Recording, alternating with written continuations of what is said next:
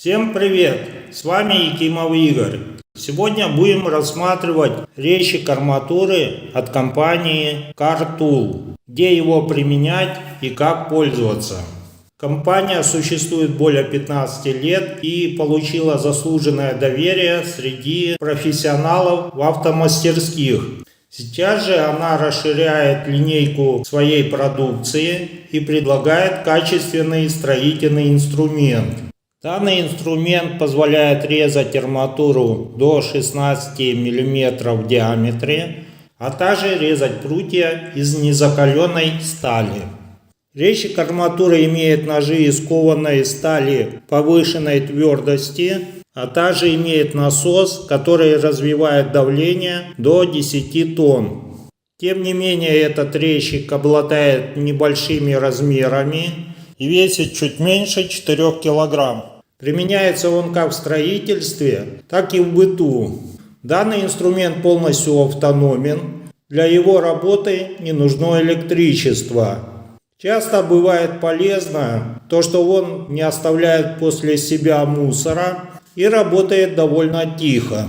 Сам резчик арматуры стоит относительно недорого. Его могут позволить большинство мастеров. Ссылку на резчик я оставил в описании. Если вас интересуют другие инструменты для строительства и ремонта, то подписывайтесь на канал и жмите колокольчик. Особая благодарность за ваши лайки и репосты. Резчик поставляется в таком фирменном желтом кейсе. Ручка смещена в сторону центра тяжести инструмента. Удивительно, что продумано даже это. Открываем защелки. Открываем. Как видим, резчик арматуры занимает практически все пространство кейса. Тут есть место для запасных ножей. Сам резчик изначально поставляется в таком пакете. Снимаем. Сам инструмент хорошо окрашен.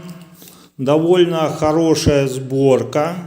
На концах резиновые ручки, чтобы удобнее было им пользоваться.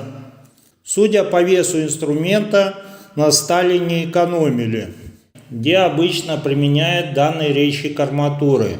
Это там, где не подведено электричество, чтобы подключить болгарку. Также там, где этой болгаркой не подлезешь. Или когда нужно выполнять работы тихо, или без мусора. Для работы с данным резчиком даже не нужно переодеваться. Я этим инструментом уже немного попользовался. Я его испытал перед съемками. Сейчас буду показывать, как он работает на видео.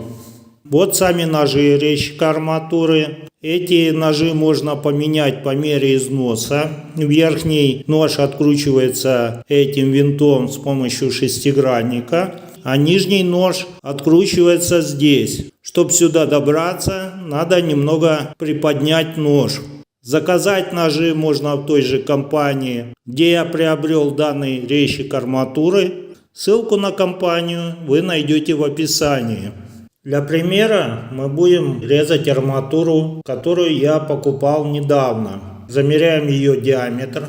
Как видим, диаметр арматуры чуть больше 14 мм. Ставим арматуру, следим, чтобы она была перпендикулярна ножам. Закрываем клапан и качаем. При этом вот куски этой арматуры могут разлетаться с довольно большой скоростью. Поэтому следим, чтобы они не попали в нас или в других людей, или во что-нибудь хрупкое. Качаем.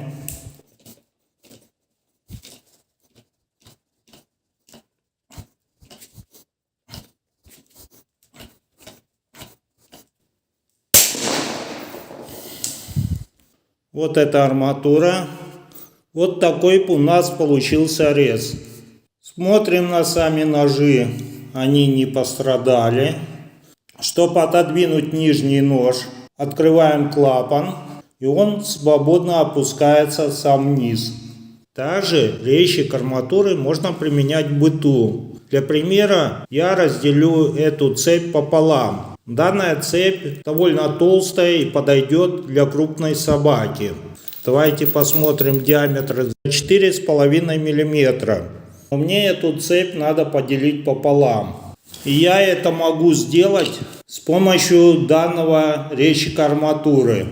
Чтобы мне сделать это без резчика арматуры, мне бы тогда понадобилась наковальня с зубилом или тиски с ножовкой по металлу. При этом я бы наверняка повредил хромированное покрытие данной цепи. В данном случае я сейчас определю середину цепи и буду резать по сваренному шву. Вот я нашел середину цепи и уже зажал звено. И сейчас буду качать.